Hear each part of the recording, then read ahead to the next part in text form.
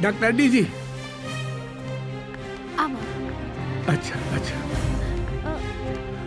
हाँ ठीक है। हे भगवान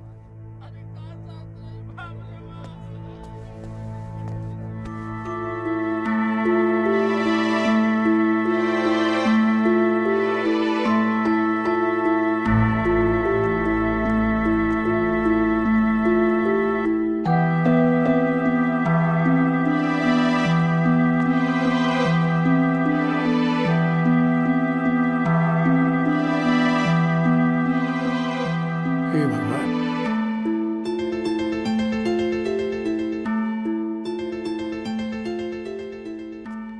काका मुबारक हो, नाती भइल बा और मिठाई बाटी सबके। अच्छा हाँ। नाती हे भगवान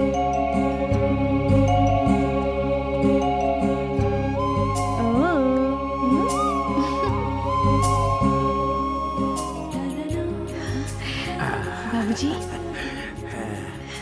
बहुत सुंदर बाप।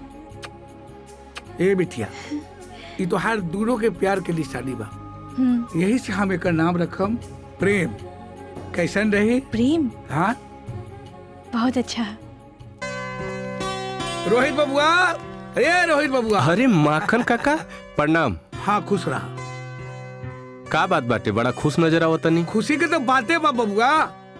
हमरा नातियों के 1 साल हो गए। आज होली के त्योहारों बा।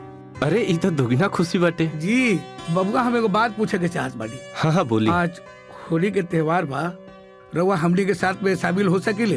अरे अतना बड़ खुशी के बात बा, काहे ना हम शामिल होखब। रउआ चली हम अभी आवतनी। धन्यवाद रोहित अरे बबुआ। धन्यवाद के कोनो जरूरत नहीं है। रउआ चली हम अभी ठीक आवतनी। बा, ठीक जी। बा बबुआ।